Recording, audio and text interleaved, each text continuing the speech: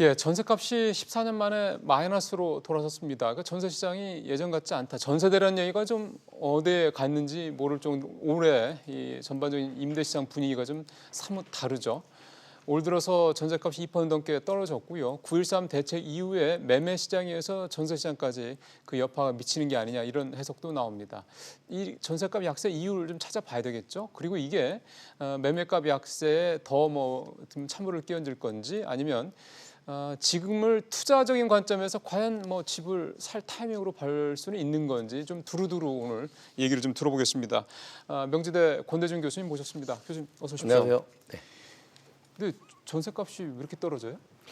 아무래도 이제 그 지난해 12월 13일 날 임대주택 등록 활성화 방안을 시행했잖아요. 예. 여기에 들어간 주택 수가 많아요.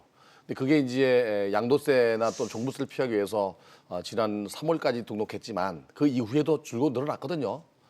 이렇게 이제 그 임대 사업자로 등록을 하게 되면 8년 동안은 임대를 매매를 못하니까 임대를 살 수가 있어요. 거기다가 이제 연간 5% 이상 올릴 수가 없으니까 이동을 안 하는 거죠. 그러다 보니까 이제 그 수요가 줄어드니까 가격이 하락할 수밖에 없죠. 근데 그게 가장 큰 것 같고요. 그러면 그게 그 정책 취지가 좀 맞는 거죠. 맞는 거네요. 네, 맞는 거죠. 전세 시장 안정화, 네, 주거 이런 부분들. 네. 그게 이제 음성적 임대주택 시장을 양성화시키면서 전월세 시장이 안정화했거든요. 그러면서 이제 최근에 와서 또 비수기 아닙니까 지금? 그게 더 떨어지죠 지금. 이제 겨울 들어가니까. 네. 그런 점들도 있고요. 네. 공급 문제 이런 거는 혹시 없습니까? 보통 수급 문제도 항상 그러니까 이동을 해야 수요가 많아지는데 이동을 안 하니까 수요가 적어서 예를 들면 안산시 같은 경우는 13.33%가 떨어졌고요. 안산이 되게 그 밀도가 높은 동네인데 그렇죠. 많이 떨어졌네요. 그건 이제 아마도 그런 영향도 있지만 이런 영향이 있는 것 같아요. 그 고용이 줄어드니까 외국인 근로자가 많거든요. 많고요. 네. 근데 경기도에서는 거기하고 이제 안성이 제일 많이 떨어졌어요. 안성이 또 11.88% 떨어졌습니다. 안성, 평택이 동시에 떨어졌는데 그러게요. 평택이 마이너스 9% 더 9.6% 떨어졌는데 거기는 공급량이 많아서 입주 물량이 많아서 떨어지고요. 서울 같은 경우는 지금 송파 지역이 지금 약간 떨어지려고 해요. 거기 거기 헬로시티가 예. 이제 10,000 가구 정도가 다음 주에 입주를 합니다. 거기도 공급 문제고요. 네. 그러니까. 근데 공급이 늘어나는 지역은 이렇게 떨어지고 있습니다.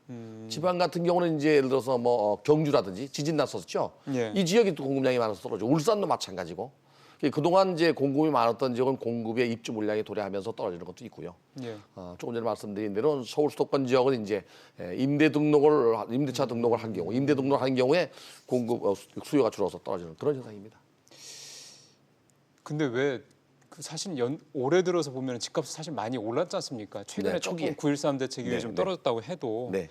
근데 예전에 보면은 매매값이 전세값을 끌어올리기도 하고 반대로 전세값이 매매값을 끌어올리기도 해서 올해 같은 경우는 집값이 올랐으니 지금 조금 떨어졌다고 하더라도 전세값도 좀 같이 오르지 않겠냐 생각했는데 올해는 좀 따로 노는 모양이었어요. 지금 우리 옛날에 왜 토지 가격이나 부동산 가격이 오르면 주식 가격이 내려가고 주식이 오르면 토지 가격이 내려갔죠. 부동산 가격이. 지금 동반 상승 하락하죠.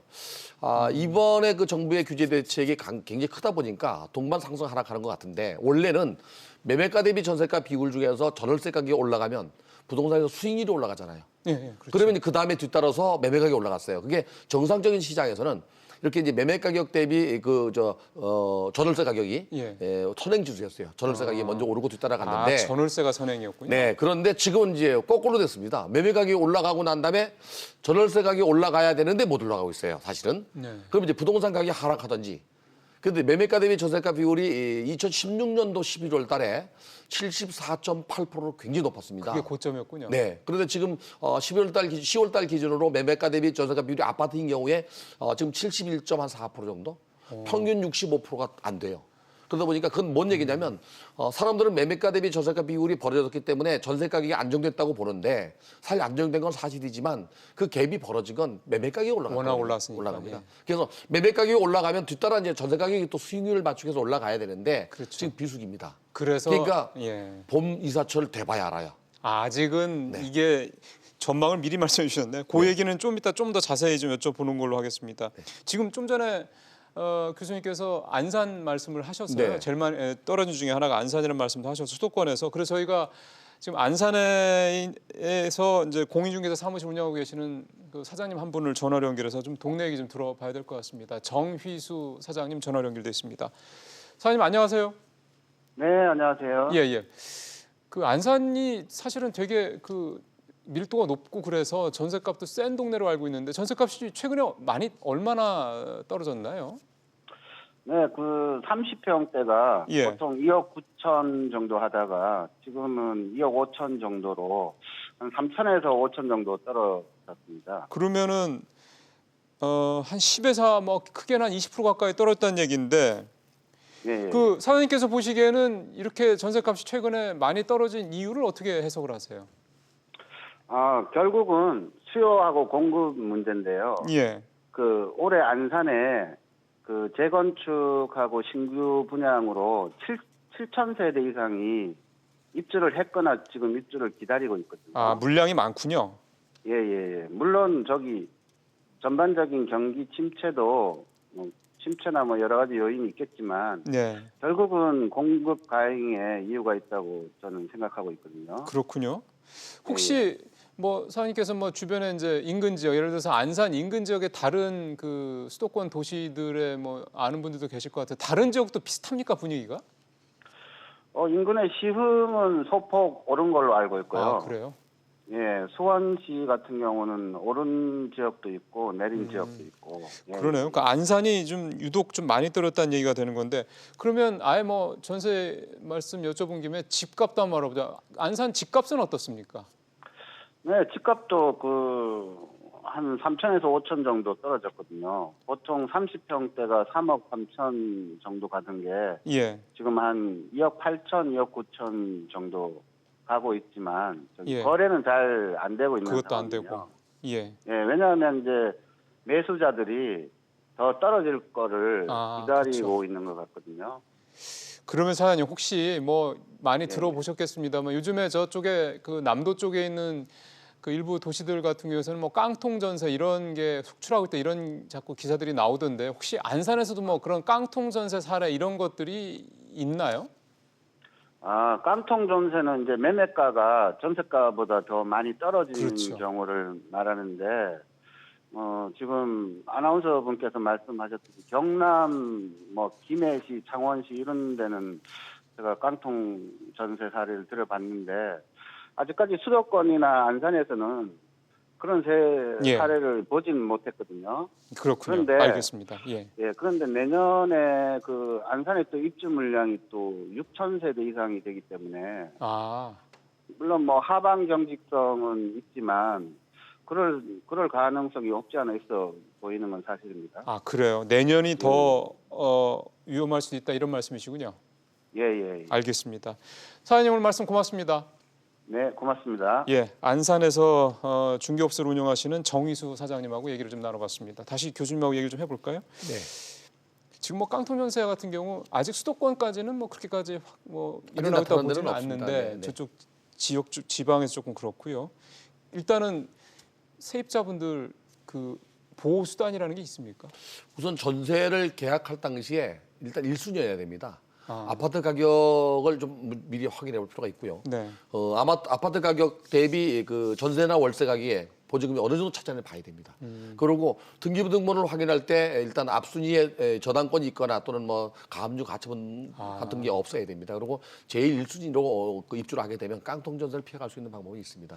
또 하나는 이제 그 전세금 반환 보증 제도가 있습니다. 예, 그것도 여기에 있더라고요. 또 가입하게 되면 또 돌려받을 수 있고. 그건 집주인의 의사와 독일- 관계없이 할 수 있는 해주게 거죠? 돼 있습니다. 해주게 돼 있는 네, 거예요. 예, 알겠습니다. 그런 부분들은 우리 세입자분들께 조금 감안하시고요. 이제 앞으로 전망 좀 여쭤보겠습니다. 네.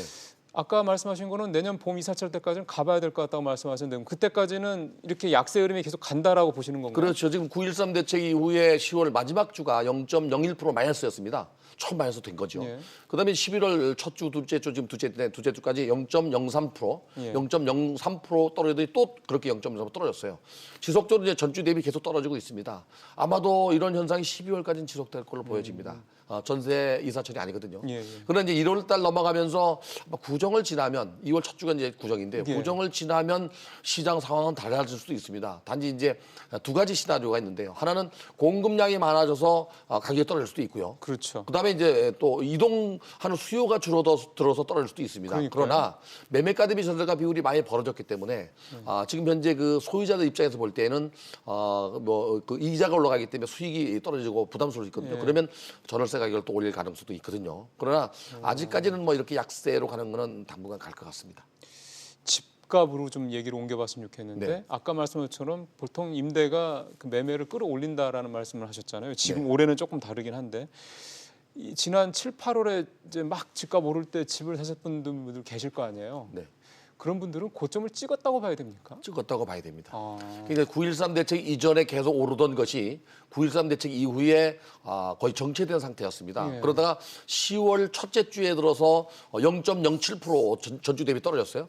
10월 둘째 주에 전주 대비 또 0.05%가 떨어지더니 10월 셋째 주에 0.03%. 결국 10월 넷째 주에 이제 마이너스 돌아섰어요. 그래서 지금 현재 강남 4구 같은 경우 전부 마이너스로 돌아서서 맞아요. 마이너스 0.01%부터 0.03%까지 떨어졌는데 일단은 떨어졌다는 데 의미가 있는 것도 있지만 마이너스로 돌아선 데 의미가 더 커요. 아, 그러니까 일단 부동산 가격이 분명히 호가부터 꺾이기 시작했습니다. 단지 이제 매매 가격이 정말로 떨어져서 거래됐는지는 알 수가 없습니다. 그것은 매매되고 나서 아무리 빨라도 3개월이 지나야 됩니다. 그렇다면서요? 예. 9.13 대책 이후에 거래량이 줄거나 또는 호가가 떨어진 건 분명한데 실질적으로 실거래 가격이 떨어졌는지 알려면 적어도 연말을 지나봐야 해요. 그러면은 마찬가지 질문이 되겠습니다만 지금 이제 집을 사야 되는 타이밍이냐라는 부분에 있어서도 조금 더 봐야 된다는 얘기예요. 그렇죠. 이 대출을 규제하면 또 대출 전면 금지하다시피 했잖아요. 그죠? 예. 규제하다 보면 이제 많은 돈을 주고 집을 살 수가 없기 때문에 집값 하락은 자명한 사실인데 언제까지 빠질지 모르잖아요. 거기다 내년 하반기 12월 달에 종합부동산세가 강화된 게 아직 여야 합의가 되진 않았지만 강화될 거란 말이죠. 그러니까요. 그러면 내년은 조정기가 되지 않겠나. 하락 조정이라고 봐야 돼요. 얼마큼 하락 떨어졌는지가 조정기. 봐야 되겠는데 그래서 집을 만약에 살 사람이라면 무주택자 같으면 지금 매수에 나서면 안 되고요. 제가 볼 때는 이제 정부가 공급을 늘리겠다는 시그널을 줬잖아요. 서울의 그 성동 구치를 비롯해서 여러 군데 발표했고 또 연말에 한 4-5군데 그 미니 시도지를 발표한답니다. 예. 그래서 가점을 높여서 신규 분양 시장으로 가는 게 좋고요. 그리고 난 다음에 이제 만약에 그 재고주택을 노리는 사람이나 1가구 1주택으로 이전 수요 같으면 그래도 제가 볼 때는 내년 하반기 이후로 봐야 될 것 같아요. 그러니까 집을 갖고 있는 사람들은 내년 하반기. 네. 무주택자들은 이전 수요 같은 경우. 예, 그러나 이제 무주택자들은 집이 두 채, 세 채 있어서 임대주택 등록을 하지 않은 사람 매도해야 되겠죠. 예. 지금 매도해야 됩니다. 그거- 그런데 매매가 안 됩니다. 진퇴양난이죠. 그래서 정부가 이런 점을 가만히 보고 만약에 부동산 시장이 어느 정도 안정화되면 이렇게 고강도 대책을 조금 더 완화시킬 필요는 있습니다. 그래야만 부동산 시장도 주택 시장도 살아나고 또 소비 시장도 살아날 수 있다고 생각이 됩니다. 알겠습니다. 오늘 말씀 고맙습니다, 교수님. 네, 고맙습니다.